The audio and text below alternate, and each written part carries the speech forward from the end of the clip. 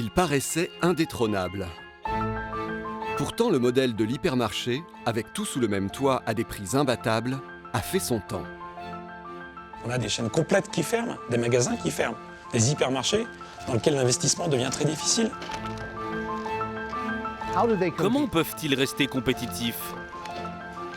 Et sont-ils capables de survivre? L'hypermarché s'essouffle.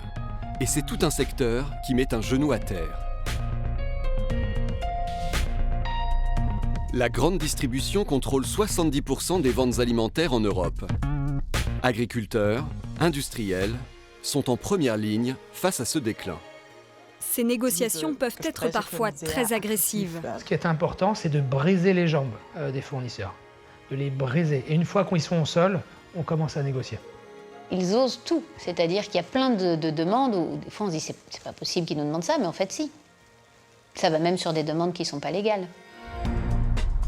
Les grands groupes essaient tant bien que mal de renflouer leurs caisses au plus vite. Car de nouveaux acteurs extrêmement puissants sont en embuscade. Amazon veut contrôler la distribution de la plupart des biens dans le monde. Et la nourriture est une grosse partie de l'économie mondiale. Ils ont beau nous jurer leurs bonnes intentions et zéro risque, mais comment ne pas se méfier de tels géants ?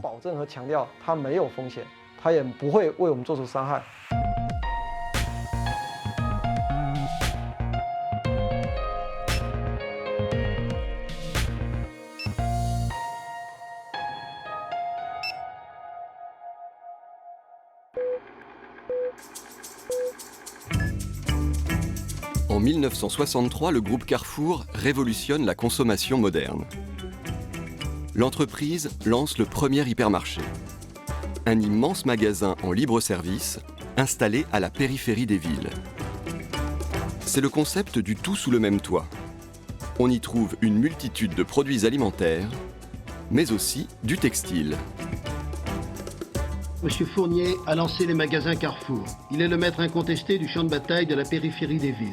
Chiffre d'affaires prévu en 70 de 1 milliard, marge brute de 15%, frais généraux de 10%. Les ménages découvrent la consommation de masse. Des prix bon marché et des caddies pour remplir le coffre de leur voiture. Madame, est-ce que vous avez fait vos achats pour la semaine? Oh non, pour beaucoup plus que la semaine. Beaucoup plus que la semaine? Oh oui, oui, énormément. Et est-ce que vous continuez à aller chez les petits commerçants? Absolument pas. Complètement abandonné? Oh oui. Pourquoi? Parce que premièrement, il y a une grosse différence de prix sur les articles qui sont là. Ces temples de la consommation ont très vite fait des petits.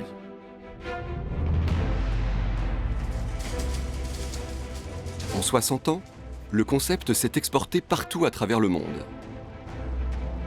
De nombreuses enseignes ont vu le jour, faisant la fortune de leurs propriétaires. Mais l'âge d'or semble révolu. Aujourd'hui, le monde de la grande distribution se divise en deux catégories. Les enseignes qui fonctionnent en coopérative de magasins indépendants, Leclerc, Edeka, et de l'autre, les groupes centralisés dont le modèle repose en grande partie sur le gigantisme de l'hypermarché, comme Réal, Casino ou Carrefour. Depuis quelques années, le pionnier français vit l'une des périodes les plus difficiles de son histoire. Selon certains observateurs, une grande partie de ces hypermarchés serait en difficulté. Aujourd'hui, ce qui est grand ne fait plus rêver. On rêve plutôt du petit. Parce que la grande distribution est associée à une forme de déshumanisation du commerce. Parce qu'elle est associée à la surconsommation, à un moment où on prend conscience des enjeux écologiques de notre modèle de consommation.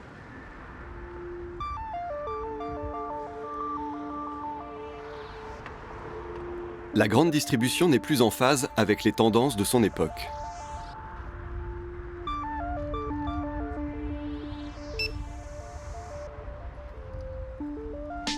Mais ce n'est pas la seule raison qui explique la crise que traverse le secteur. C'est combien les 2 plus 5 gratuits? Vous en achetez 2 et vous en avez un troisième gratuit. Ah donc ça fait 4, ouais, 5... Voilà, vous avez la remise immédiate en caisse. Voilà, ça aussi, Cyril Bourdou est le propriétaire de ce supermarché. 30% de remise, 2 plus 1 offert, 60% de remise. Dans son établissement, le taux de promotion prend depuis quelques années une ampleur jamais égalée. Aujourd'hui, on est obligé de faire des efforts sur les mécaniques promotionnelles et sur nos tarifs pour pouvoir attirer les clients. Et c'est vraiment quelque chose dont on ne peut pas se passer. Aucune enseigne aujourd'hui de distribution, aucun distributeur aujourd'hui ne peut se passer de la promotion alimentaire. Pour attirer les consommateurs chez eux, Carrefour, comme tous les autres distributeurs, ont construit leur modèle économique sur les prix bas. Mais la recette ne paie plus. Ce supermarché réalise 17 millions d'euros de chiffre d'affaires par an. Cela ne se voit pas au premier coup d'œil, mais la santé économique de cet établissement est très fragile. Si on dégage 50 000 euros, c'est très bien. De bénéfices? Oui, de bénéfices. Vu les résultats, c'est vrai que ce n'est pas des situations qui peuvent durer encore 10 ans. Ça serait très dangereux pour les emplois de chacun et la pérennité des entreprises. De nouveaux acteurs, les plateformes de e-commerce, sont venus bousculer l'équilibre des magasins historiques. Depuis une quinzaine d'années, on assiste à un recul continu des hypermarchés sur la vente des produits non alimentaires. Or, les produits non alimentaires sont ceux sur lesquels on réalise les marges les plus importantes, notamment le textile. Le textile est un secteur où les marges sont très élevées, quoi. Donc à mesure que l'activité se contracte sur le non alimentaire, eh bien, il faut trouver la rentabilité uniquement sur l'alimentaire. Pas de chance, sur l'alimentaire, ce qui fait venir les consommateurs, c'est le prospectus avec les prix barrés, etc. Donc les marges sont très limitées sur l'alimentaire, notamment parce qu'en plus, ils vendent tous la même chose, si vous voulez. Quand vous vendez la même bouteille de Coca-Cola que l'enseigne d'à côté, si vous avez 10 centimes de plus, vous donnez l'image d'être un magasin plus cher que le concurrent. Donc sur les produits de grandes marques, ils sont obligés d'être au taquet en termes de prix, et donc ils vendent quasiment sans marge, quoi. En se concentrant sur l'alimentaire, les enseignes se sont lancées dans une féroce guerre des prix, qui a eu des conséquences sur tout le secteur, à commencer par les magasins. Car entre les 60 salariés, les coûts énergétiques et l'entretien de l'établissement, les frais de fonctionnement d'un supermarché comme celui-ci sont très élevés.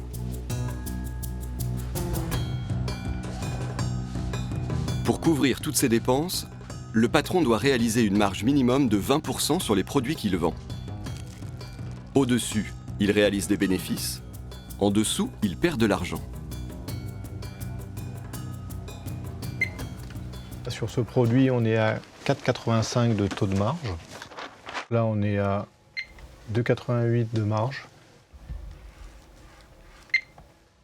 Là, on est à 16% de taux de marge. Là, on est à 10,80. Donc sur l'ensemble des 12 produits qu'on vient de regarder, pour l'instant, ça n'a pas généré suffisamment de marge pour couvrir les frais de fonctionnement. Alors comment vous faites pour survivre? On essaye de compenser avec les produits et les rayons générateurs de marge.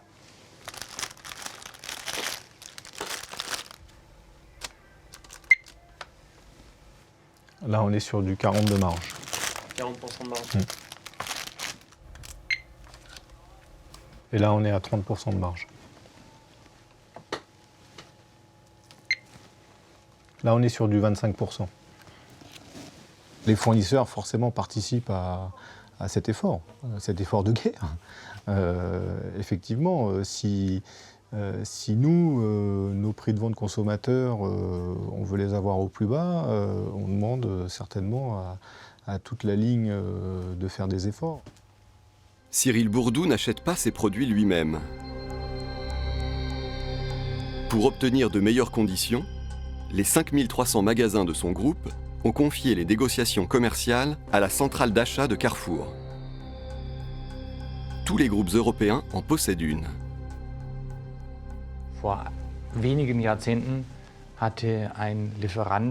Il y a quelques années, un fournisseur avait des centaines, voire des milliers d'interlocuteurs pour vendre ses produits en Europe. Aujourd'hui, 80% des négociations se jouent avec une vingtaine d'enseignes. Les discussions se concentrent désormais sur une poignée de distributeurs devenus plus puissants.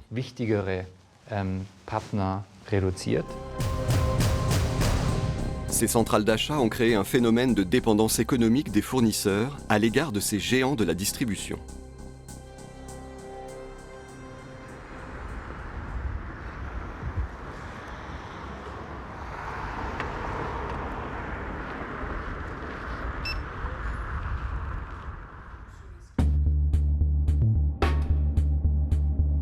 Marwan Méry et Sylvia Bravard sont des spécialistes de la négociation. C'est un vrai agressif, donc ça c'est sa stratégie relationnelle. Et il commence tous les débuts des négociations par une tirade de 15-20 minutes en insultant l'entreprise, le compte clé, etc. D'accord. Ils ont longtemps travaillé chez d'importants fournisseurs de l'agroalimentaire. Leur métier consistait à vendre leurs produits aux géants de la grande distribution. Les négociations avec la grande distribution sont connues pour être vraiment, au moins au niveau européen, les plus dures qui existent en termes de négociation. Si vous êtes une entreprise qui pèse déjà 1 milliard d'euros en France, donc c'est déjà beaucoup, sur le périmètre de la France, Leclerc, par exemple, représente 25% de votre chiffre d'affaires. C'est un quart de votre usine, de votre service communication, du service commercial. Et vous pesez 0,7% de son chiffre d'affaires. Le gros de la négociation, c'est la baisse de prix d'achat de votre produit. Mais il y a un deuxième point de négociation qui prend de plus en plus de place dans les négociations, c'est la promotion. Toutes les promotions que vous avez, c'est le fournisseur qui les a financées. Globalement, le rôle du distributeur, c'est de faire payer au fournisseur une grande partie de ses coûts. Les négociations avec la grande distribution se déroulent dans ce genre de petits box. Pour obtenir des baisses tarifaires auprès des fournisseurs, certaines enseignes emploieraient parfois des méthodes peu conventionnelles. Des fois, le chauffage est à fond alors qu'il n'y a aucune raison. Parfois, tout est ouvert, il fait très froid. On a eu des chaises bancales, c'est arrivé. Donc, vous vous asseyez, vous avez déjà un pied de la chaise qui ne va pas bien. Des situations très inconfortables et qui font partie d'une scénarisation qui est grossière et assumée, en fait. Donc, personne n'est dupe sur le sujet. J'avais rencontré un directeur d'achat d'une grande centrale qui m'avait dit « Nous, ce qui est important, c'est de briser les jambes des fournisseurs. De les briser. Et une fois qu'ils sont au sol, on commence à négocier. » On vous traite de débile, on vous traite d'incompétente. Ça peut être une méconnaissance qu'on a appelée Monsieur Connard pendant toutes les négociations. Et donc, quand il est venu avec sa chef, ils l'ont appelé Madame Connasse. Vous avez des remarques sexistes. Moi, ça m'est arrivé plein de fois. Je cherchais une prise pour mon ordinateur et on m'a dit il y en a une, mais elle est sous notre bureau, Madame Bravard. Donc voilà, ça c'est des choses qui peuvent arriver. Soit on se lève et on dit mais c'est hors de question que vous me parliez sur ce ton ou que vous fassiez ce genre d'allusion. Ou alors on essaie de tourner un peu en dérision pour maintenir le rendez-vous puisque vous avez, vous, très intérêt à trouver un accord. Le pouvoir de nuisance est tel que ça crée un sentiment d'impunité, voire même d'invulnérabilité. En fait, pourquoi finalement les fournisseurs chaque année acceptent de vendre un peu moins cher leurs produits que l'année précédente? Parce que le rapport de force les y oblige, sinon personne ne le ferait. Les groupes de distribution réfutent l'existence de ce genre de méthode de négociation. Mais entre 2013 et 2020, les enseignes auraient obtenu auprès des 90 plus importants fournisseurs 2,3 milliards d'euros de baisse tarifaire. Pour les entreprises les plus fragiles, cette guerre des prix a des conséquences dramatiques. La situation est aussi très tendue en Allemagne, particulièrement lors des négociations annuelles sur les conditions de vente entre les distributeurs et les producteurs. Ces négociations peuvent être parfois très agressives. Leurs intérêts sont contradictoires, c'est pourquoi ils doivent longuement négocier et ils ne se font pas de cadeaux.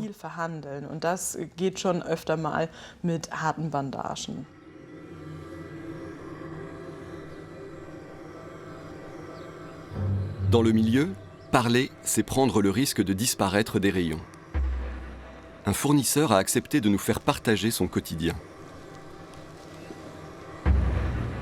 Ce témoignage est particulièrement rare.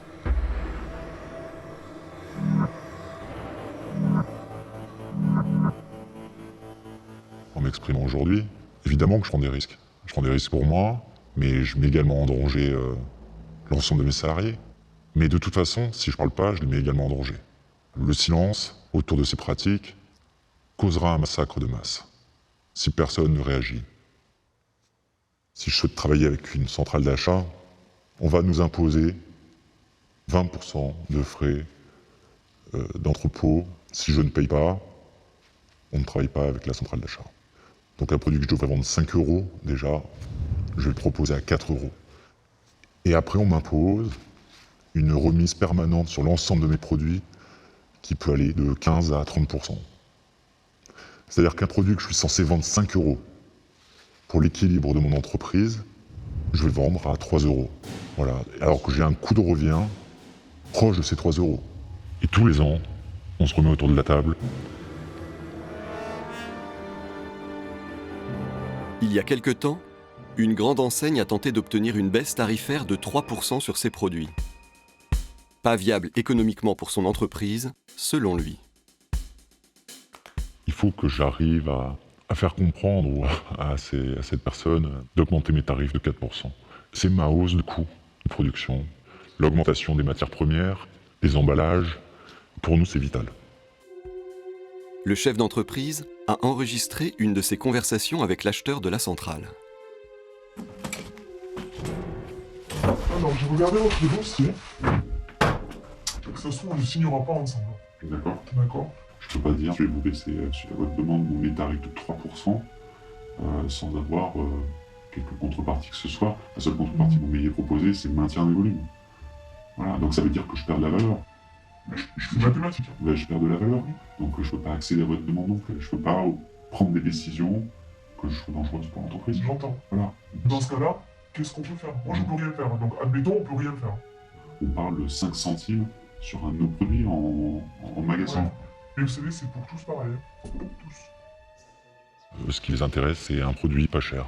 Voilà, produit pas cher. Donc je cède pas. Je cède pas parce que ce jour-là, j'ai plus envie de céder, en fait.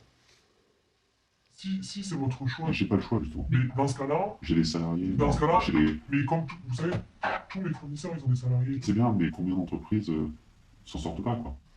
Sur les 15 références produits, ils m'en retirent plus de la moitié.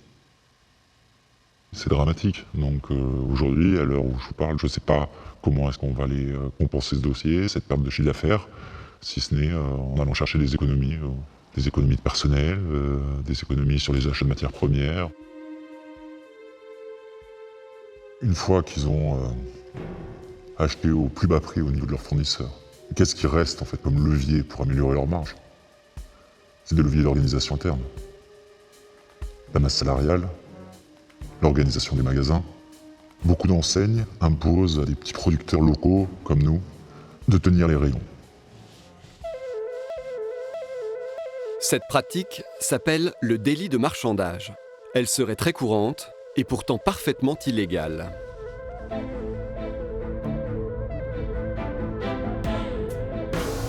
L'opération se déroule à l'aube, à l'heure où les magasins sont encore fermés au public.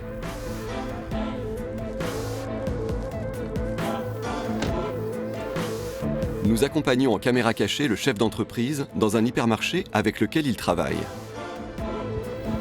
Il entre par une porte réservée au personnel, pénètre dans la réserve et récupère une palette de marchandises comme n'importe quel salarié de l'enseigne.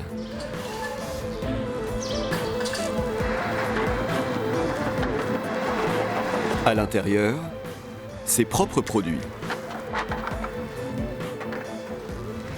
Je vais juste faire le facile de ce... Je vais pas tout recharger parce qu'il y a encore du stock là. Et le service n'est absolument pas facturé. Ça, il laisse faire ça aux prestataires, ça leur évite d'avoir du personnel dans les rayons. C'est le deal, quoi, si tu veux avoir un rayon. Et qu'est-ce qui se passe sinon? Ils te pénalisent, quoi. Ou à la limite, ils arrêtent de travailler, quoi. Je sais pas, c'est trop. Voilà. Après, il faut chier sur la journée normale, quoi. Tu vois, c'est un joli métier, patron de PME. Alors, ensuite là, les commerciaux passent 40 à 50% de leur temps à mettre en rayon dans les magasins de la grande distribution. C'est une double peine, en fait. C'est-à-dire, pendant qu'ils font ça, ils ne recherchent pas de nouveaux marchés, de nouveaux clients, et je finance de la main-d'œuvre pour les grands magasins. c'est le service plus, le service gratuit. Maintenant, ça se fait, voilà, comme beaucoup de pratiques, où les gens se taisent et le font. Parce que s'ils ne le font pas, les produits ne sont plus dans les magasins.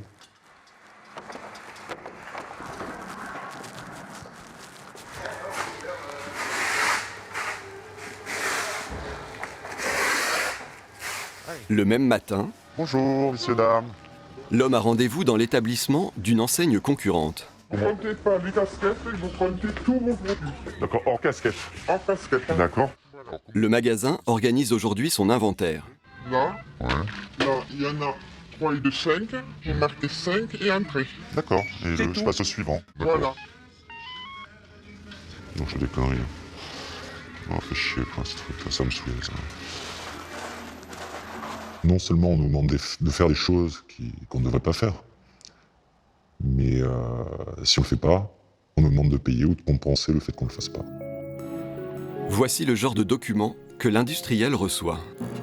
Nous vous informons que notre inventaire aura lieu lundi. Nous comptons sur votre présence.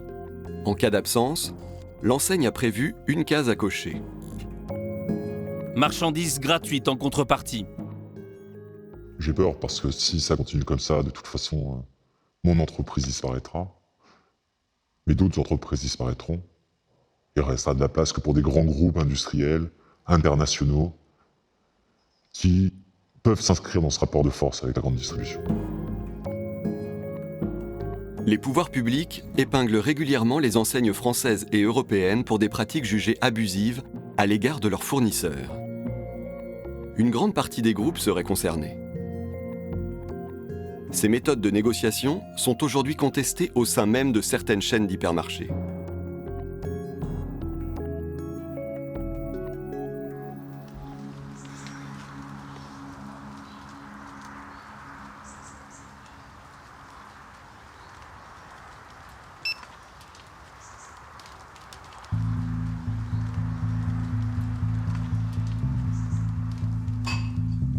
Jérôme Coulombelle est un ancien cadre de l'enseigne Carrefour. C'est la première fois qu'il s'exprime devant une caméra. Je faisais partie de ce qu'on appelait au sein de Carrefour le top 100, c'est-à-dire les 100 cadres, entre guillemets, les plus importants du groupe.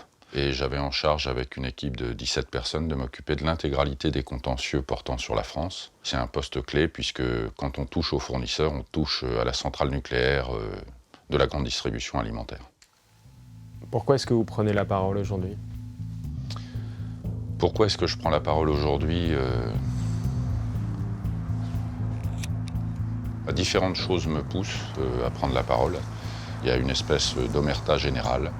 Personne n'ose parler, personne n'ose évoquer le sujet de la grande distribution et de ses effets que je qualifierais de destructeurs aujourd'hui à plusieurs niveaux.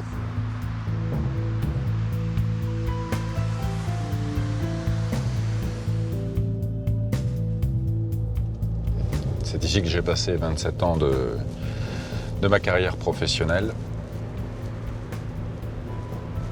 J'ai été contraint de partir, il y a de ça maintenant 3 ans, suite aux découvertes que j'ai pu être amené à faire dans le cadre de différents dossiers.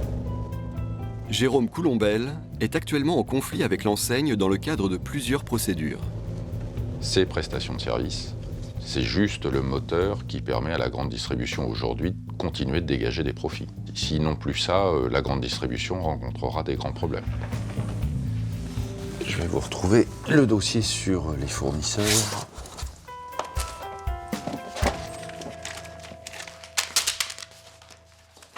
Ces documents-là sont des documents internes qui ont été établis par la direction juridique commerciale pour présenter aux fournisseurs le paiement d'une nouvelle remise qu'on a appelée la RCD. RCDP pour remise complémentaire de proximité. L'hypermarché en périphérie des villes se porte mal. Alors Carrefour part à la conquête des centres-villes en créant des petits supermarchés. Or, l'approvisionnement de ces établissements coûte cher. La direction réfléchit donc à un moyen pour éviter de supporter une partie des frais de livraison de ces magasins. Voilà l'objectif. Comment faire financer ce surcoût aux fournisseurs? Le surcoût, il a été estimé entre 60 et 70 millions d'euros par an. Demander aux fournisseurs de participer aux frais de livraison des magasins est une pratique courante. Mais l'imposer est illégal. Carrefour souhaite réclamer à ses fournisseurs un peu plus de 66 millions d'euros. Pour y parvenir, la direction commerciale a constitué la liste de ses plus importants fournisseurs. L'enseigne y détaille le montant qu'elle espère obtenir auprès de chacun d'entre eux. Pour cet industriel, le groupe prévoit de réclamer près de 2 400 000 euros.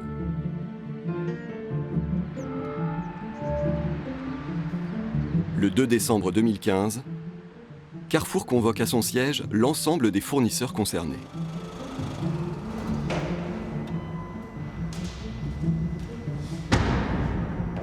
Ce cadre dirigeant, salarié d'une multinationale, était présent lors de cette réunion.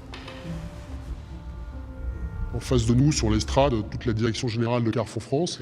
Et puis on nous explique simplement que pour Carrefour, le fait de livrer ces magasins, notamment ces magasins de proximité, ces petits magasins de centre-ville, ces magasins urbains ou ces magasins ruraux coûtent cher.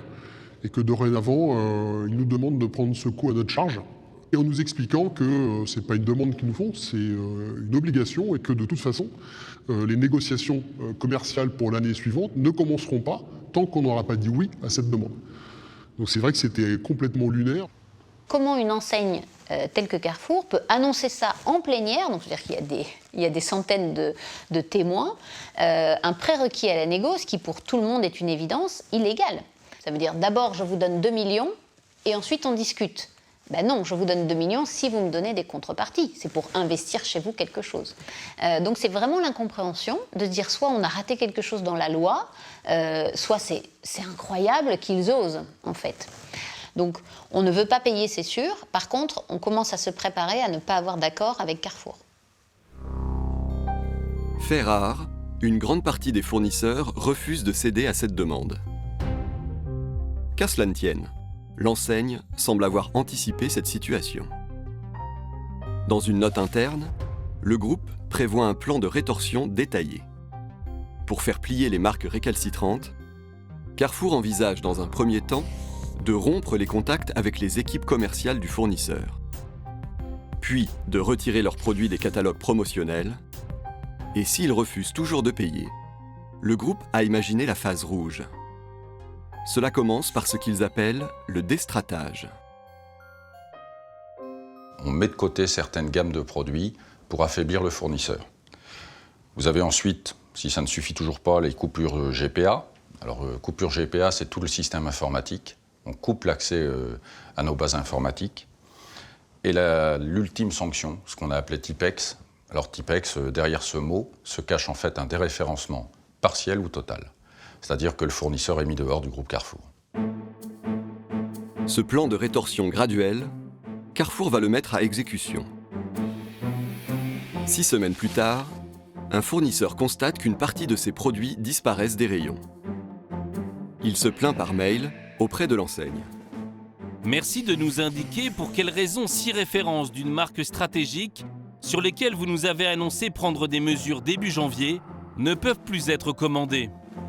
L'acheteur de Carrefour se tourne alors vers son service juridique. Le fournisseur se met à faire des comptes rendus de rendez-vous. Que dois-je lui répondre, si réponse il y a? La direction juridique de l'enseigne intervient pour recadrer ses équipes. Merci de demander à vos équipes de faire attention à ce qu'ils écrivent sur la remise complémentaire de proximité, prérequis à toute négo. Si certaines choses peuvent être dites à l'oral, il n'est pas nécessaire de les formaliser par écrit, lequel écrit risque de circuler et nous revenir en boomerang. Très clairement, jusqu'à présent, il y avait eu des dérapages, comme dans toutes les branches de la grande distribution, mais jamais avec, au plan national, jamais sur un volume de fournisseurs aussi étendu, et jamais avec l'aval de la direction juridique. Là, moi, je suis sincèrement tombé de ma chaise. L'ampleur de la crise est telle que pour la première fois, certains fournisseurs osent dénoncer les agissements de l'enseigne auprès de la répression des fraudes. Ils nous tordent le bras, parce que c'est vraiment le mot qu'il faut employer, ils nous tordent le bras pour y arriver. Donc à un moment, on a aussi le droit de se défendre. Et ça doit passer par alerter les pouvoirs publics pour le faire. On hésite de moins en moins. Le 4 février 2016, coup de théâtre. Le siège de Carrefour est perquisitionné par les autorités françaises. En 27 ans de carrière, j'ai jamais connu une perquisition de cette ampleur. Non, c'est vraiment... oui, on a senti que vraiment les pouvoirs publics avaient conscience qu'il y avait quelque chose qui s'était passé, qui était totalement hors norme et hors cadre. C'était vraiment un vent de panique chez Carrefour. Après près de 5 ans d'enquête, le groupe a été condamné en février 2021 à 1 750 000 € d'amende pour pratiques restrictives de concurrence. Carrefour n'a pas fait appel de cette décision. En fait, il y a un double sentiment, il y a une forme de satisfaction et de se dire qu'il y a quand même une justice. Et à la fois, il y a toujours un sentiment d'amertume, qu'on soit obligé d'en arriver là, entre un fournisseur et son client. On est quand même tous là pour faire du chiffre d'affaires, du business. Mais bon, quelque part, on est aussi obligé de se défendre. Entre les gros fournisseurs et les enseignes de supermarchés, le bras de fer est de plus en plus tendu. Les mesures individuelles des groupes de distribution ne sont plus suffisantes. Mais les chaînes européennes ont imaginé un projet commun.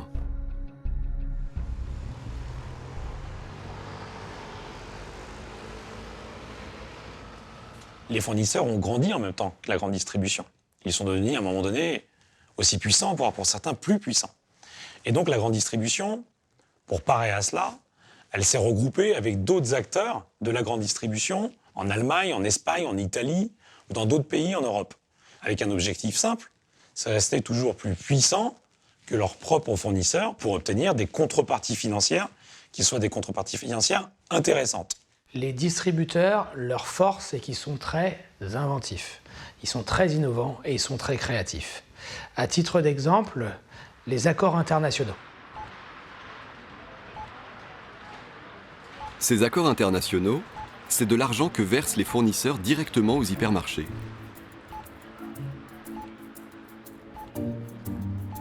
Cette fois-ci, les négociations n'ont plus lieu au niveau des pays, mais à l'échelle du vieux continent. Les chaînes européennes ont mutualisé leurs forces pour former 4 centrales internationales géantes. Copernic, avec leurs partenaires le français Leclerc et l'allemand Rewe, compte 12 500 magasins sur toute l'Europe. CWT, composée entre autres de Carrefour et de Cora, cette alliance représente les intérêts de 16 000 établissements. AGECOR, 6 distributeurs dont le français Intermarché et l'allemand Edeka. Elle regroupe 24 000 magasins. Et enfin, Horizon International, 15 000 supermarchés. Ces supercentrales ne sont pas des centrales ordinaires. Elles n'achètent pas de produits aux fournisseurs. Ces alliances de distributeurs vendent aux industriels des services qu'elles peuvent facturer très cher.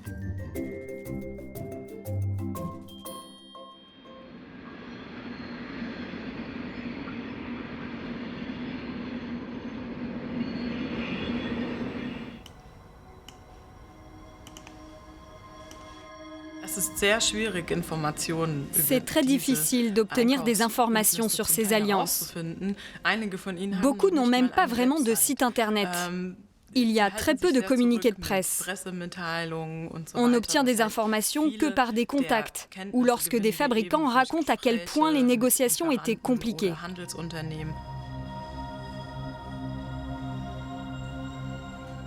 On ne sait pas ce qui s'y passe, on ne sait pas ce qui est vendu, on ne connaît pas les taux de service, on ne sait pas ce qui est fait de cet argent, on n'a aucun moyen de contrôle. Officiellement, ces services sont censés améliorer les performances commerciales des fournisseurs à l'étranger. Pour 3 de ces alliances, les négociations se déroulent hors du droit européen, en Suisse. Je travaille à ce moment-là dans un groupe qui est international, présent dans plein de pays, Donc, en termes de développement international, ça n'a pas de sens puisqu'on est déjà présent à l'international. On va m'imposer d'aller à Genève sur des rendez-vous qui sont faits parfois en anglais.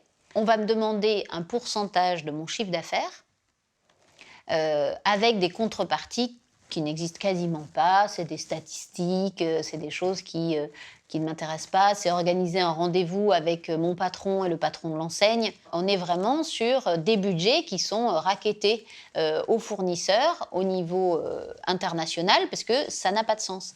Et ça s'est vraiment renforcé ces dernières années. Voici un exemple de contrat international.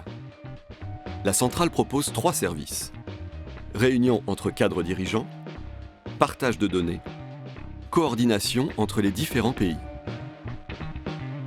Pour ça, l'industriel versera sur le compte suisse de cette centrale 180 000 € par mois, soit 2 160 000 € par an. Vous vous retrouvez à donner des sommes colossales, vous donnez 400 000 € pour un rendez-vous entre votre patron et le patron du distributeur. D'accord ? Un rendez-vous qui va déboucher sur rien, donc qui n'a pas de sens. Vous pouvez payer 1 million d'euros pour avoir des statistiques que vous allez mettre à la poubelle parce qu'elles sont inexploitables et en plus que vous avez déjà toutes les infos qu'il vous faut. Nous avons estimé aujourd'hui que cet investissement de la part des industriels, donc cette taxe, cette ristourne qu'ils donnent, représente environ 5 milliards d'euros. En 2019, l'Assemblée nationale organise une commission d'enquête parlementaire. Tous les distributeurs français sont convoqués. Je vais vous demander de prêter serment, de dire la vérité, toute la vérité, rien que la vérité. Alors, veuillez lever la main droite et dire « je le jure ». Merci. Les représentants des enseignes sont sommés de s'expliquer sur les pratiques de ces alliances internationales de services. Même si c'est complexe, je voudrais que vous compreniez que le service apporté par un distributeur qui a aujourd'hui un super réseau, qui a une notoriété, la confiance des consommateurs, ça vaut beaucoup d'argent. La commission dure 6 mois. Les échanges sont souvent musclés. Vous proposez des services à prix d'or. En clair, vous proposez du vent à prix d'or. Qu'est-ce qu'il se passe s'il refuse ? Ce que je vous propose, c'est de commenter ça à huis clos, si vous permettez. Non, mais non. Que se passe-t-il si je veux vendre des produits chez Carrefour et Système U sans acheter vos fichus services ? Alors, qu'est-ce qu'il se passe ? Aujourd'hui, la négociation s'arrête, on arrête de vendre, vous différencez ? Qu'est-ce qui se passe ? Non, absolument pas. Donc tout va bien ? Absolument pas. Nous n'avons pas d'impact ou d'influence sur les pays et sur la négociation, la relation commerciale avec les industriels. Donc on peut vendre chez Système U, chez Carrefour, sans avoir accepté les rendez-vous avec la centrale internationale CWT. Oui, Monsieur le Président. Je suis déjà arrivée en rendez-vous à Genève avec sous le bras toutes les statistiques qu'il m'avait fournies l'année précédente. Je les ai posées sur la table. J'ai dit voilà, ça je vous le rends. Ça veut dire que je ne veux plus d'accord international. Ça veut dire que ça ne m'est pas utile. Ce n'est pas une contrepartie que je veux. Donc, je ne veux plus d'accord à l'international. Donc, je suis sortie de ce rendez-vous. Et évidemment, j'ai eu un appel immédiat de mon acheteur France qui m'a dit, je crois que vous plaisantez, Madame Bravard. Imaginez bien que si vous ne trouvez pas d'accord à l'international, il n'y a pas de négociation sur la France. Donc, je vais retourner dans ces négociations. De toute façon, on est convoqué, donc on est bien obligé d'y aller. Je vais retourner dans ces négociations en donnant un minimum d'argent, mais ne serait-ce que pour débloquer la situation avec la France, parce que je ne pouvais plus rencontrer mon acheteur français. L'équipe n'ayant pu trouver d'accord avec AGECOR, nous avons subi des sanctions sous la forme de déréférencement au niveau local durant 4 mois. Ce qui peut arriver, et nous l'assumons, c'est que nous faisons des arrêts commandes parce que nous faisons un choix économique de rentabilité. C'est-à-dire que pour un même besoin, on peut avoir un fournisseur qui propose la même chose et on fait le choix de gamme. Ces sommes sont essentielles à l'équilibre économique de U, sans lesquelles, aujourd'hui, nous serions en grave difficulté. Parce que le schéma pour l'ensemble des acteurs du marché français, le schéma pour les concurrents internationaux qui interviennent sur le marché français, ils ont tous ces dimensions-là. Si nous ne l'avons pas, nous serions en grave difficulté. Ces services sont, dixit certains grands patrons de la grande distribution, parce qu'ils m'ont dit les yeux dans les yeux, à huis clos, sont des services fictifs. Ce sont des services qui n'ont pas lieu d'être.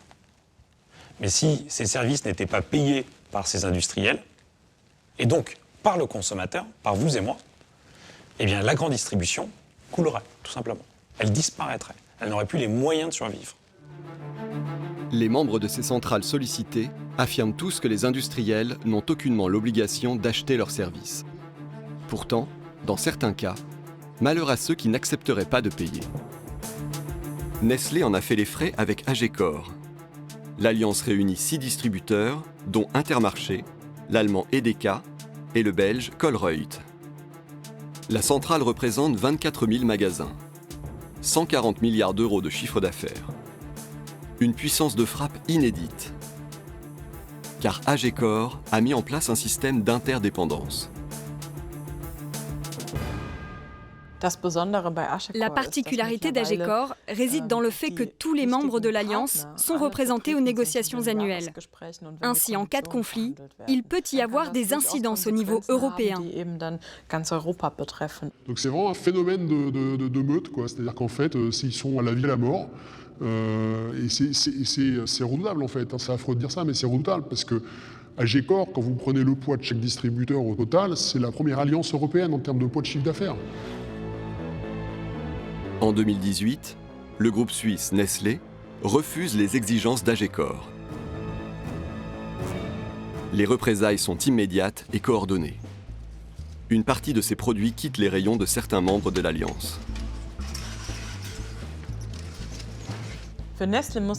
Pour Nestlé, cela a dû être une grande surprise, car cela ne s'était encore jamais vu.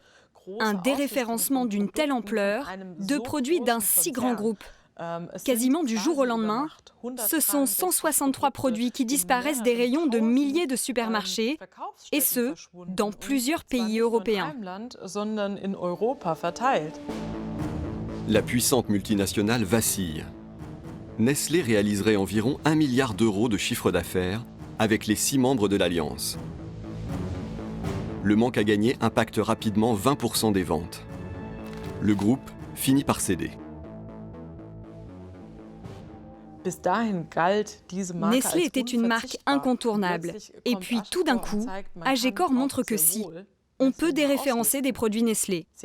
Ils ont perdu un certain pouvoir et on peut vraiment voir cet épisode comme une première. Jamais un conflit dans les négociations n'avait pris de telles proportions.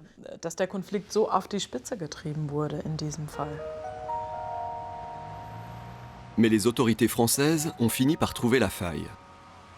Ne pouvant agir facilement sur le sol suisse, elles ont enquêté sur les pratiques d'Intermarché, le membre français de l'alliance Agecor.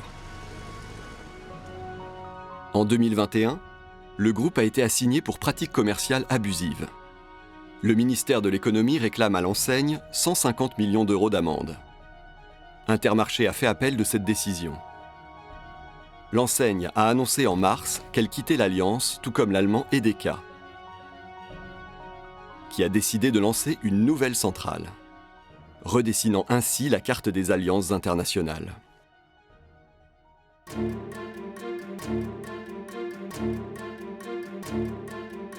Les centrales d'achat sont le centre névralgique des chaînes d'hypermarchés.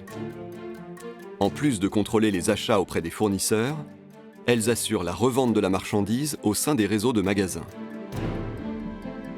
Quitte parfois à s'en prendre à ceux qui font vivre leurs établissements tous les jours.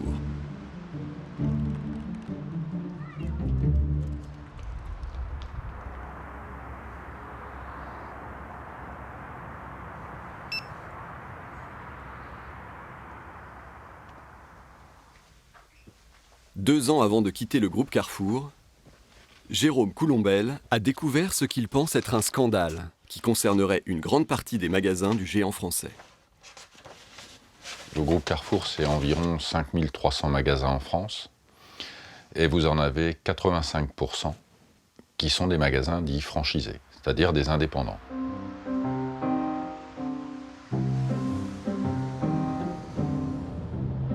Jérôme Coulombelle s'est donné comme mission de défendre les intérêts de ces indépendants. Il se rend aujourd'hui au Mans pour rencontrer le propriétaire de ce magasin de proximité sous franchise.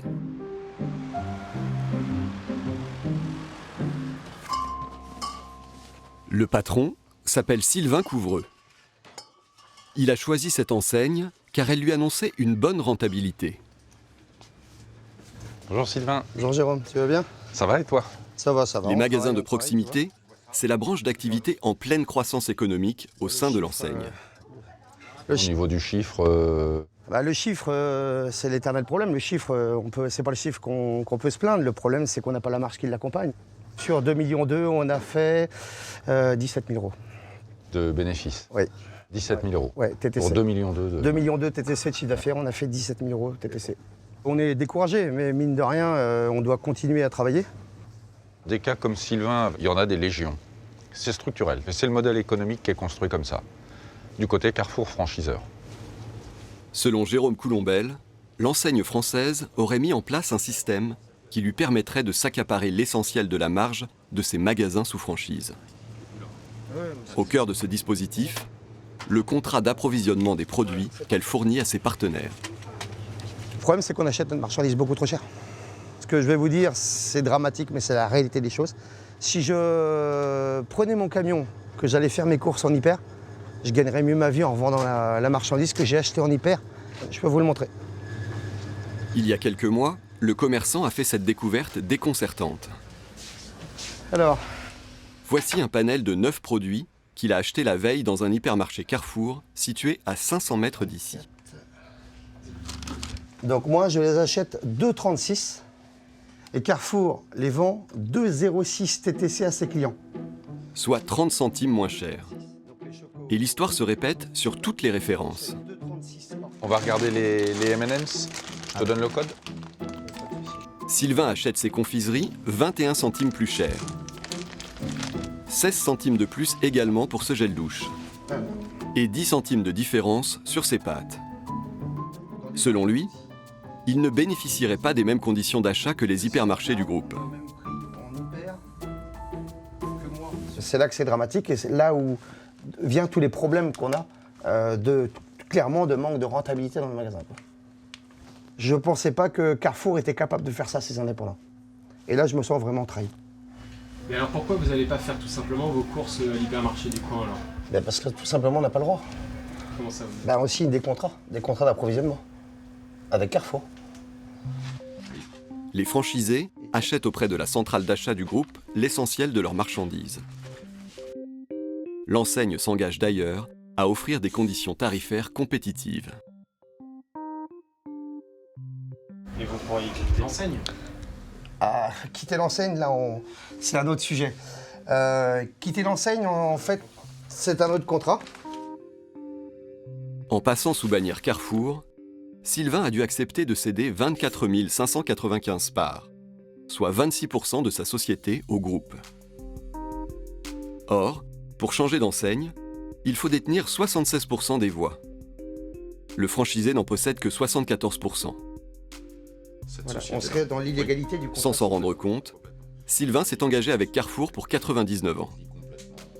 Ces franchisés, toutes ces petites fourmis, ou toutes ces vaches à lait, comme on les appelait en interne, et comme on les appelle toujours en interne chez Carrefour aujourd'hui, c'est juste la branche d'activité qui aujourd'hui permet au groupe Carrefour de garder la tête hors de l'eau en France.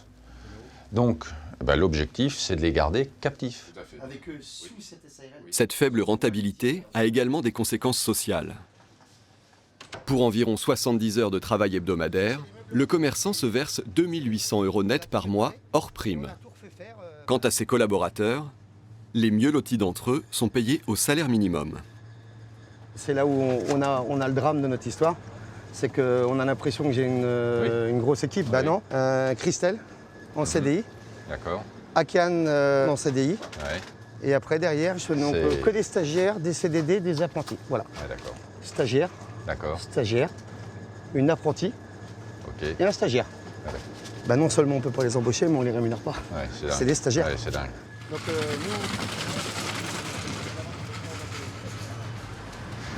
À bientôt. Sylvain Couvreux n'est pas le seul franchisé du groupe à ne pas s'en sortir.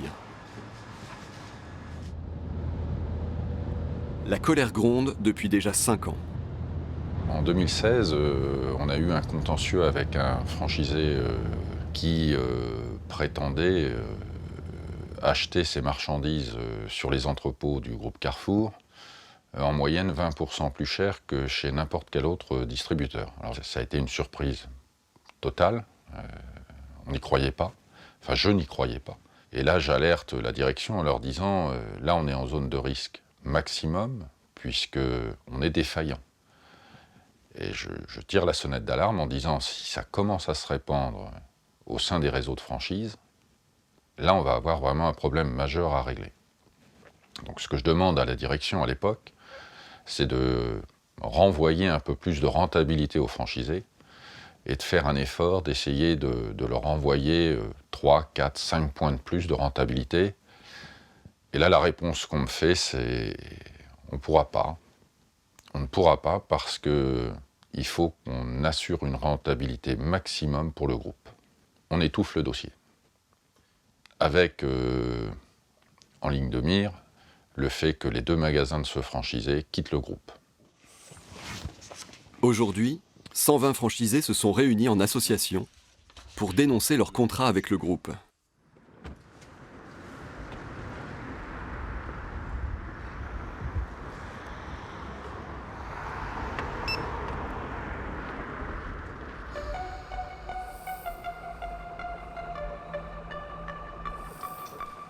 Maître François-Xavier Awatar représente 60 franchisés.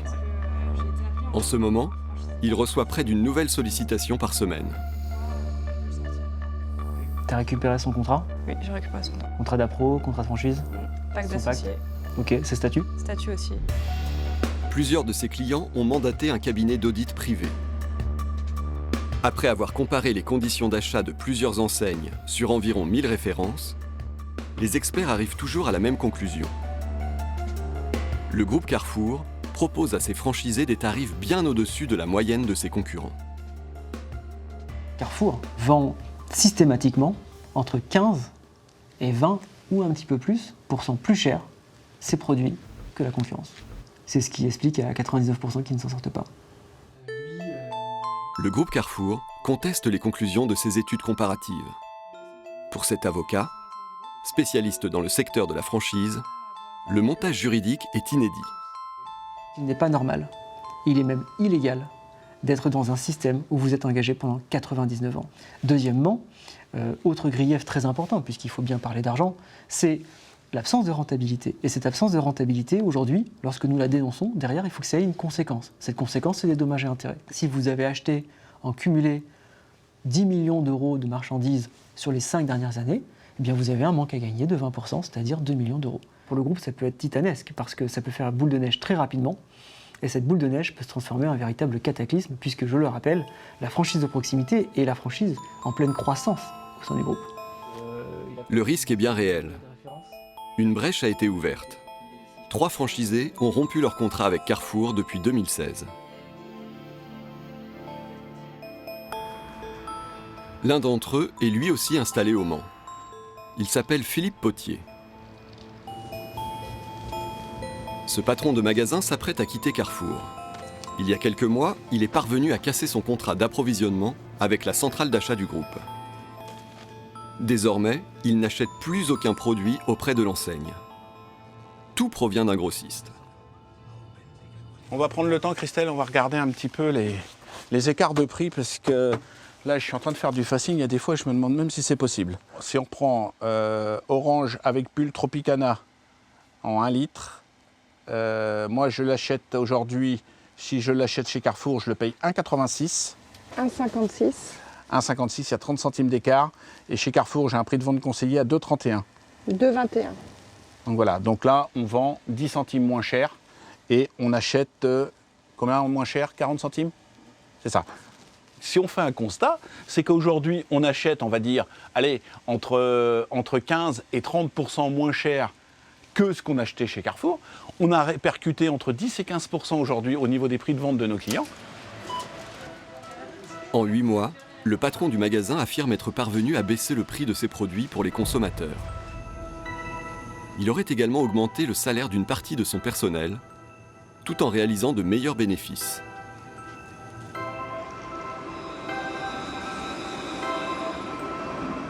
Le ministère de l'Économie se serait saisi du dossier de l'Association des franchisés Carrefour. Contacté, l'enseigne considère que ses membres ne représentent qu'une part infime des indépendants qui constituent son réseau.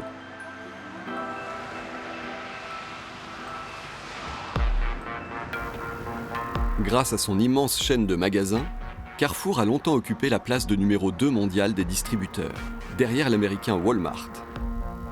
Mais aujourd'hui, en plus de la guerre des prix à laquelle il se livre, ces acteurs historiques doivent faire face à de nouveaux concurrents, particulièrement féroces.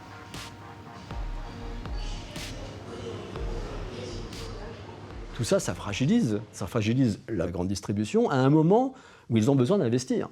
Ils ont besoin d'investir d'abord dans la modernisation de leur parc de magasins, et ils ont besoin d'argent pour investir dans la révolution numérique, parce qu'ils ont pris un retard considérable, et aujourd'hui ils ont bien conscience que leur concurrent, c'est pas le Sud en face. Le concurrent, c'est le géant du numérique. Après avoir mis la main sur une grande partie des rayons non alimentaires, les plateformes de e-commerce comme Amazon s'attaquent très sérieusement au secteur de la nourriture. Amazon a pour objectif d'être un commerçant total, c'est-à-dire de répondre à tous les besoins du consommateur, quel qu'il soit. On sait qu'ils ont commencé par les livres, par l'électronique, par le divertissement. Ils se sont étendus aux vêtements, à toutes les catégories existantes, et ils ont fini par s'intéresser à la nourriture, tout simplement parce que c'est le poste de dépense parmi les plus importants des ménages. Derrière le logement, c'est le deuxième poste de dépense.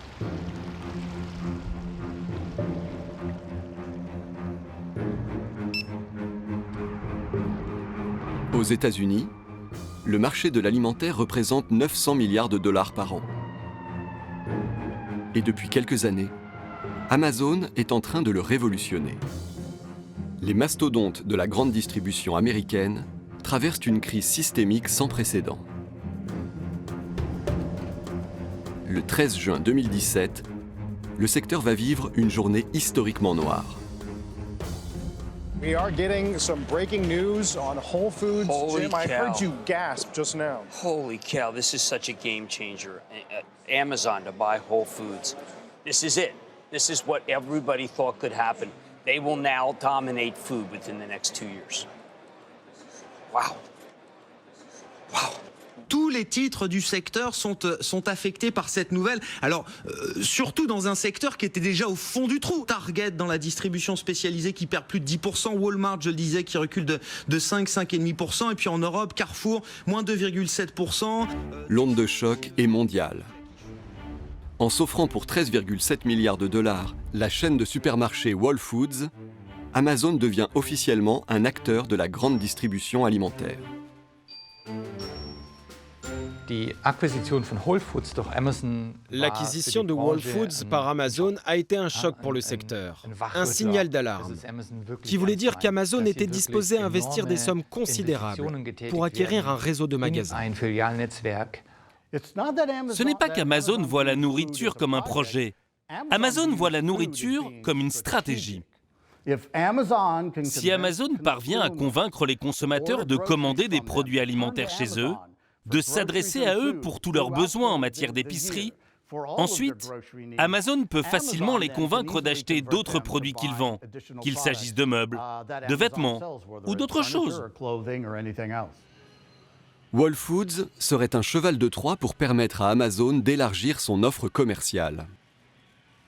Quand Amazon a racheté Whole Foods, beaucoup de choses ont changé. Ils ont commencé à baisser les prix sur des produits très symboliques. Par exemple, les avocats, les bananes, le poulet. Les fournisseurs se sont vus signifier que certains de leurs produits étaient peut-être trop chers pour Amazon et qu'il fallait consentir à des efforts. Ceux qui avaient de trop petits volumes n'ont pas pu suivre. D'autres fournisseurs ont dû tout simplement être d'accord avec des nouvelles conditions d'achat pour que les prix baissent d'une manière générale chez Whole Foods. Dès que vous rentrez dans un magasin Whole Foods, vous réalisez vite que si vous n'êtes pas membre Prime, vous ratez beaucoup de réductions. Des réductions sur le prix de vos courses, de nouvelles possibilités de services, etc. En seulement quelques années, la majorité des clients Whole Foods, qui n'étaient pas membres Prime, se sont convertis. Amazon n'a pas simplement fait main basse sur des supermarchés, mais il a acquis des compétences dans le secteur de l'alimentation, en matière d'achat, de réseau, de fournisseurs, mais aussi comment gérer une marque de distributeur alimentaire.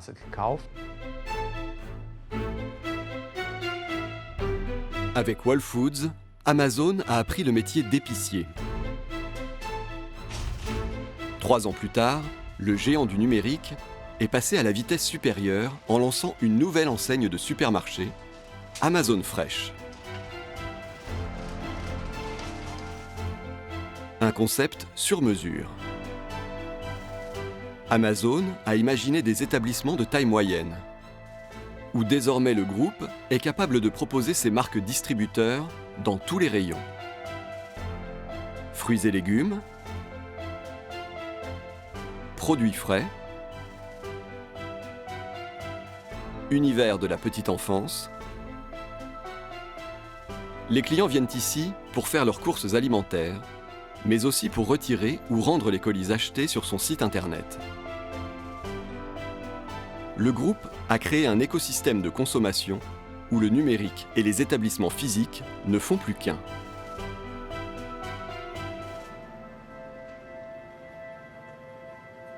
David Bishop est un spécialiste de la grande distribution américaine. Voici le caddie intelligent d'Amazon.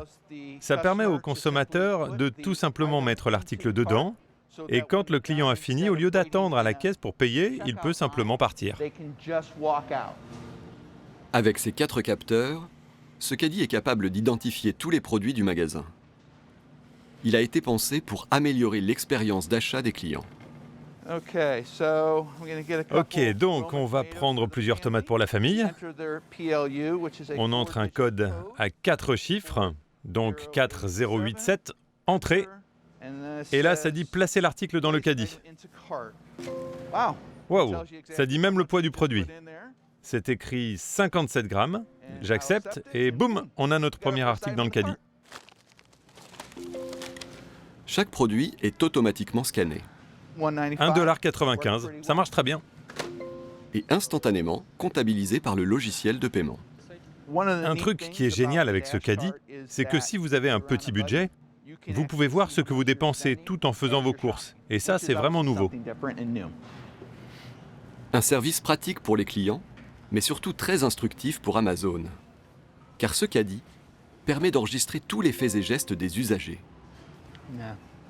Le caddie intelligent a reconnu que j'ai pris quelque chose, il l'a ajouté à la liste, mais ensuite, il l'a rayé parce que j'ai remis l'article sur l'étagère. Ce chariot marche de manière similaire à ce qu'il se passe en ligne. Ça les aide à mieux comprendre les comportements d'achat. La seule manière pour un distributeur comme Walmart d'avoir cette information, ce serait d'observer tous les clients dans le magasin, et ce n'est simplement pas possible. Ces caddies permettent également de géolocaliser le parcours de chaque client. Minute par minute, centimètre par centimètre. Amazon veut savoir tout ce qu'il peut sur chacun d'entre nous. Et la manière dont nous achetons la nourriture est une information. Ils savent déjà comment nous nous comportons en ligne, ce que nous faisons en ligne, ce que l'on regarde, combien de temps on le regarde. Et donc, avec leur supermarché, ils apprennent toutes ces informations supplémentaires sur nous. Si vous assemblez le tout, ils peuvent commencer à se faire une idée de qui vous êtes. C'est vraiment orwellien. Aux États-Unis, Amazon a sorti de terre 12 hypermarchés comme celui-ci en seulement 8 mois. Donc j'accepte le reçu et je peux y aller. Cette nouvelle génération de magasins hyper connectés nécessite d'importants investissements de départ. Depuis le début, c'est la stratégie d'Amazon. Nous allons perdre beaucoup d'argent et les autres entreprises qui ne peuvent pas en perdre autant vont sombrer. Et quand elles seront tombées, nous dominerons le marché. Les 6 premières années du lancement d'Amazon, le groupe a perdu 3 milliards de dollars en vendant des livres à perte. Et maintenant, Amazon domine le marché du livre américain. Donc c'est comme ça que cela a commencé Et c'est la même stratégie qu'Amazon utilise sur chaque marché. Je pense que leur but est d'avoir au moins entre 2500 et 3000 hypermarchés Amazon d'ici 2030. Amazon vaut plus de 1000 milliards de dollars. Ils peuvent facilement faire l'acquisition d'autres enseignes s'ils le veulent. Ils peuvent acheter tout l'immobilier qu'ils veulent. Donc Amazon a le potentiel pour devenir le plus grand groupe de distribution alimentaire aux États-Unis. On peut prédire avec une certaine précision ce à quoi les magasins alimentaires vont ressembler aux États-Unis, en Europe et dans d'autres pays, en se basant simplement sur ce qui s'est passé en Chine. What happened in China?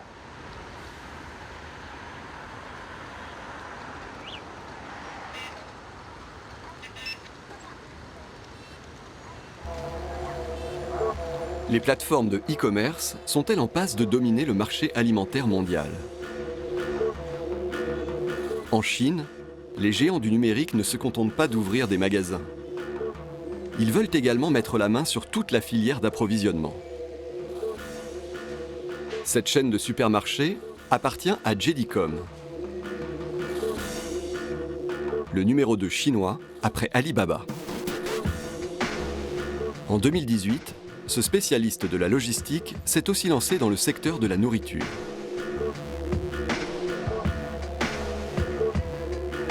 Le groupe cible la nouvelle génération de Chinois. Une classe moyenne aisée et hyper connectée, désireuse d'obtenir plus d'informations et de services. Poppy Wang a 23 ans. Elle travaille dans l'import-export. Lorsqu'elle fait ses courses, elle choisit ses produits en fonction de ce que lui indique son téléphone.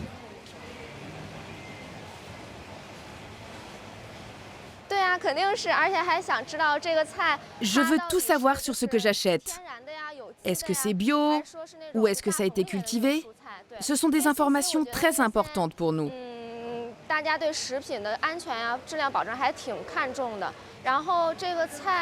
Là, j'ai la certification biologique. C'est important de le savoir.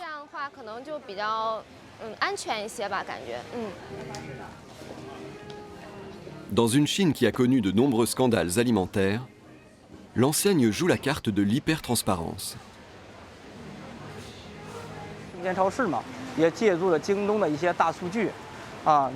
Nous avons l'avantage d'obtenir des données qui nous permettent de tracer chaque produit et de mettre ces informations à disposition des clients pour leur offrir une meilleure expérience d'achat.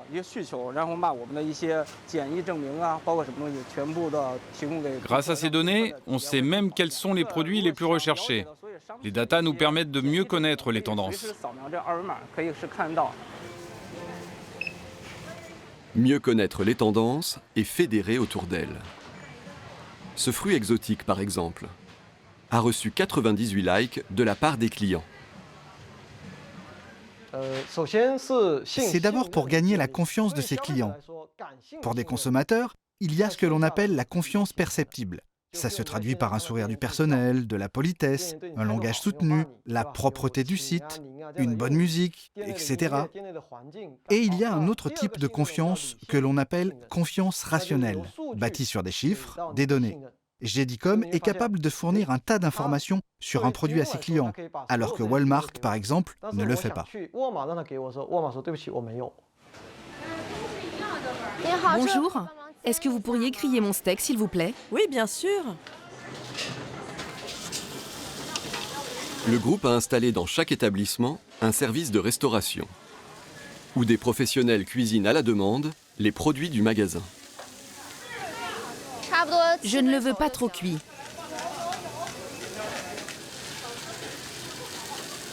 JD.com a redéfini le rôle des employés en supermarché.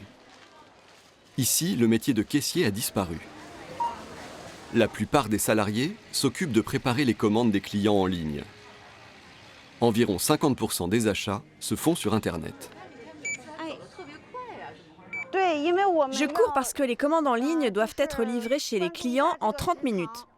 Ça ne nous laisse pas beaucoup de temps. Je dois finir une commande en 5 minutes.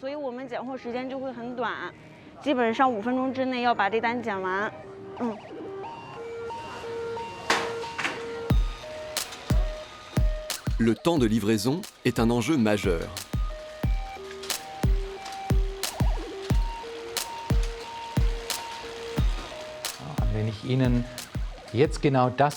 Si je vous propose un produit que vous trouvez intéressant et que je vous dis qu'il peut être livré rapidement, alors il y a de fortes chances que vous l'achetiez. C'est sur ce sujet que tout le monde travaille. Voici le nouveau mode de livraison de JD.com. Une voiture sans conducteur, capable de livrer plusieurs clients d'affilée. Il s'agit d'un véhicule électrique autonome, truffé de capteurs.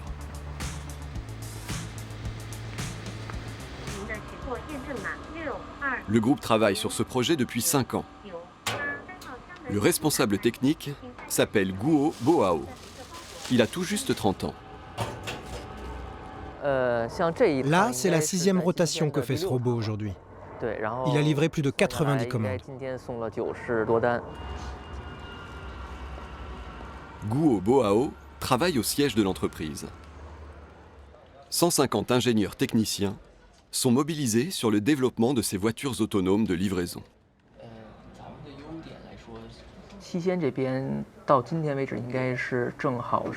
Nous avons étudié les habitudes de consommation et le temps de préparation de commandes du magasin pour mieux s'adapter à la situation.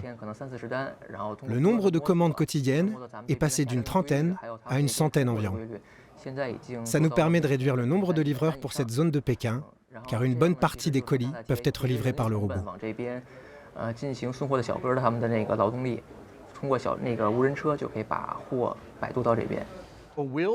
Y aura-t-il des gens qui ne trouveront plus leur place pour travailler dans les supermarchés ces prochaines années? Bien sûr. Des robots vont décharger les remorques, des robots vont approvisionner les rayons. Vous n'aurez plus besoin de personne pour faire cela. Mais ce n'est pas grave. C'est le propre de notre société.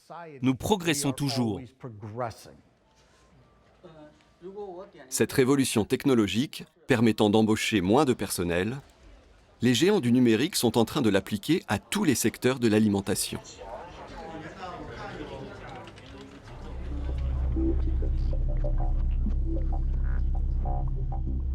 Au nord de Pékin, JD.com aurait investi 2,5 millions d'euros dans cette exploitation agricole ultra-moderne. À l'intérieur de ces bâtiments, le groupe cultive une dizaine de variétés de légumes, principalement des salades, commercialisées dans son réseau de magasins pékinois. Avec leurs blouses blanches impeccables, les salariés de ce potager ressemblent plus à des laborantins qu'à des agriculteurs. Il faut dire qu'ici, il y a peu de risques de se salir. Wu Zongyi est le responsable des lieux.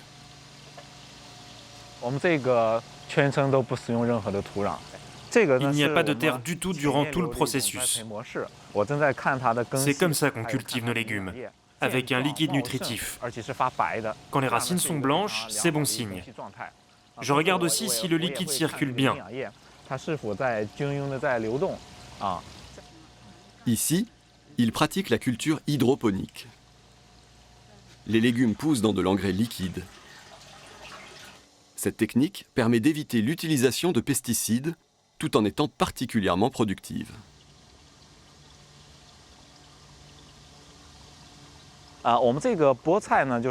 Pour ces épinards, on peut réaliser entre 15 et 19 récoltes par an. C'est 4 à 5 fois plus que les plantations traditionnelles en pleine terre. Certes, c'est un système très cher à mettre en place, mais c'est très rentable.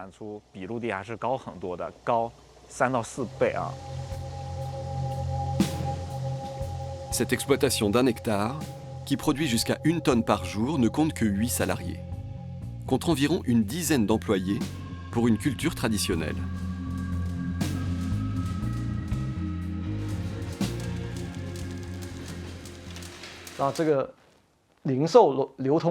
Les géants du e-commerce trouvent l'agriculture traditionnelle inefficace, chère et avec un taux de perte trop élevé. Pour les plateformes, il y a donc une grande opportunité de s'introduire dans le secteur agricole. En le faisant, elle pense pouvoir optimiser les productions, devenir plus compétitive et baisser les coûts, les pertes et améliorer la qualité. C'est là leur première motivation. Les plateformes chinoises ne peuvent pas passer à côté de ce secteur.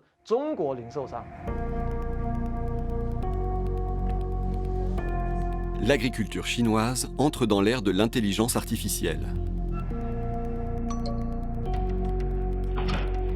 Alibaba vient de lancer le programme Agriculture Brain. Le groupe développe du matériel à destination des éleveurs de porcs pour améliorer leur productivité. Pigs produce different sounds when they suck, sleep, and get sick. The ET agricultural brain uses sound alerts to identify abnormal pigs. The accidental mortality rate of pigs. Dès la naissance, une puce est activée sur chaque animal. Elle permet de suivre en temps réel la santé de chaque porc. Des caméras et des capteurs enregistrent également leurs faits et gestes tout au long de leur vie. Voice alarms and intelligent disease control effectively improve the survival rate of pigs. The number of pig slaughter has increased from 22 to 25 last year, to 25 to 28 this year, with a 10% increase in revenue.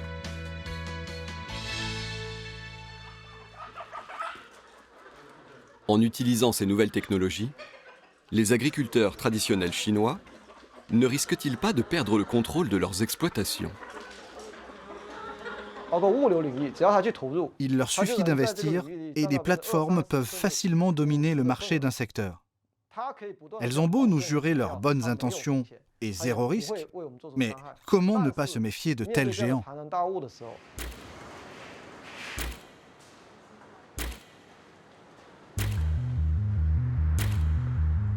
En Europe, Amazon est en embuscade. Le groupe américain a scellé des partenariats pour développer la fabrication de ses marques distributeurs. Plusieurs dizaines de références sont déjà proposées à la livraison. Amazon s'est concentré sur les produits de grande consommation. La profondeur de l'offre est telle qu'il y a en fait peu de produits alimentaires qu'on ne retrouve pas d'une façon ou d'une autre sous une marque Amazon. On a même la pâte à tartiner ici. On sent que l'offre a été très étudiée pour couvrir quasiment l'ensemble en fait, des besoins des consommateurs. Pour convaincre les consommateurs d'acheter ses produits alimentaires sur sa plateforme, le groupe propose le même service client, celui qui lui a permis de dominer le marché de la vente par correspondance. Pour ce café, par exemple, une fois livré, les clients abonnés Amazon Prime ont le choix. Soit ils le dégustent, soit ils le renvoient et seront remboursés comme n'importe quel autre produit vendu sur le site internet. Amazon veut donner aux clients la possibilité de renvoyer les produits. Peu importe si c'est de la nourriture, un t-shirt ou des chaussures. Amazon veut des clients satisfaits. Et la meilleure façon de s'en assurer, c'est en leur donnant ce choix. Mais quel est le prix à payer de ce sacro-saint service client ? Pour le mesurer, nous avons déposé un mouchard GPS dans ce colis.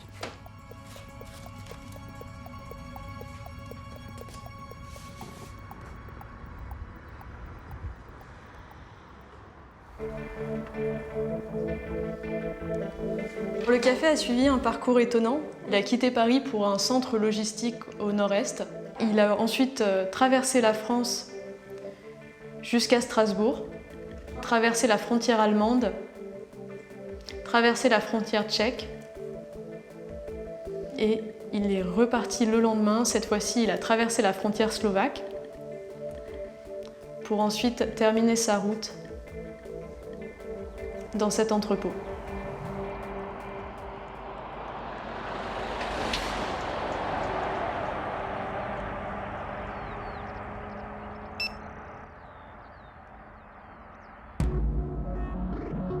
Ce gigantesque bâtiment, c'est le centre européen des retours clients d'Amazon. La Slovaquie est presque l'épicentre de l'Union européenne. Donc c'est un emplacement idéal pour renvoyer des produits depuis tout le continent. Mais il faut aussi regarder les emplois. Les salaires sont plus bas en Slovaquie que dans bien d'autres pays en Europe. Ici, le salaire minimum est de 5 € brut de l'heure, contre 10,15 € en France et 9,50 € en Allemagne. Mais la vraie question devrait être, doit-on permettre de renvoyer de la nourriture? Amazon réserve un sort tout particulier à ses produits alimentaires. 2 jours plus tard, le café sera transféré dans ce centre de traitement des déchets. Après avoir parcouru plus de 1700 km depuis la France, notre café, encore consommable pendant 1 an, a donc fini ses jours dans une déchetterie.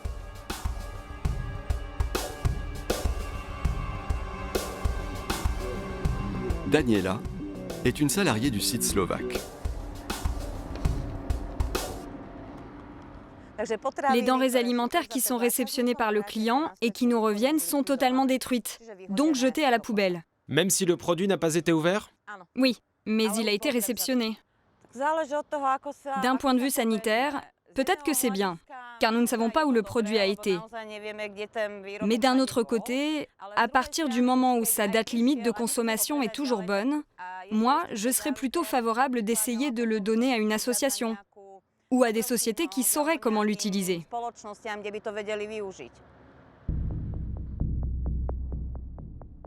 En France, détruire des aliments encore consommables est interdit. Mais ces produits sont la propriété d'Amazon Europe, dont le siège social est installé au Luxembourg. Ni là-bas, ni en Slovaquie, la loi n'interdit de telles pratiques.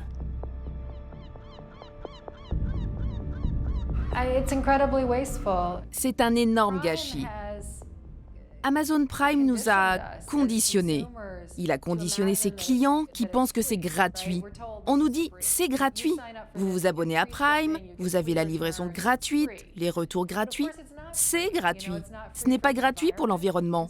Et donc ça crée cet état d'esprit où on ne prend plus aucune responsabilité.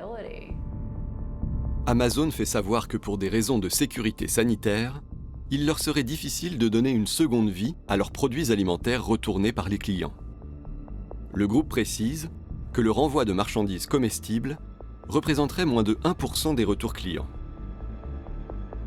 Grâce à ce service satisfait ou remboursé, le groupe américain contrôlerait aujourd'hui environ 10% des ventes de produits de grande consommation en France. Ces concurrents qu'on croyait cantonnés au monde du e-commerce, ce sont des concurrents potentiels sur l'ensemble des marchés de consommation et il faut faire très très attention parce que leur force repose sur des mécanismes économiques de nature cumulative. La compétitivité est liée à la taille. Donc plus vous êtes gros, plus vous devenez compétitif. Et plus il est difficile pour ceux qui ont pris du retard de vous rattraper. Donc on observe d'année en année que l'écart se creuse. En Europe, une vente alimentaire sur 10 se fait désormais sans que le consommateur ne mette les pieds dans un magasin. Pour tenter de rester dans la course, les acteurs historiques tentent de copier le modèle des géants du e-commerce, en accélérant notamment la course à la livraison. Le groupe Casino a lancé un hypermarché entrepôt, où un balai de robots est désormais capable de préparer une commande en moins de 6 minutes. Un dark store nécessite très peu de personnel. Cette baisse de fréquentation dans les magasins affaiblit davantage encore la santé économique des hypermarchés.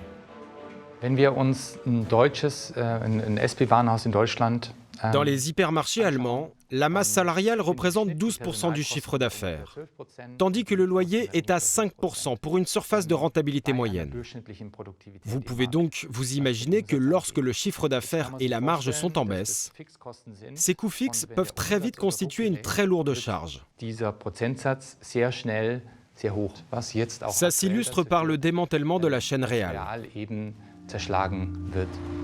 L'avenir des 34 000 salariés des magasins allemands Real est donc en sursis. En France, Carrefour a annoncé vouloir supprimer 3 000 postes dans le cadre d'un plan de départ volontaire. Auchan souhaite se séparer de 700 employés.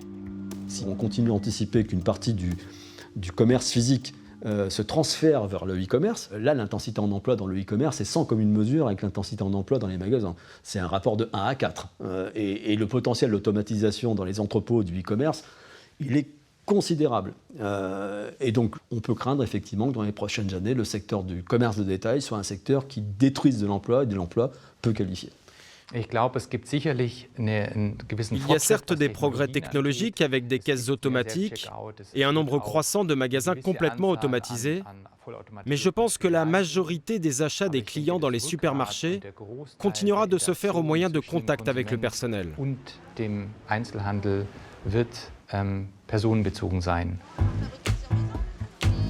À l'avenir, les groupes qui tireront leur épingle du jeu seront peut-être ceux qui sauront associer à la fois la technologie et le service humain.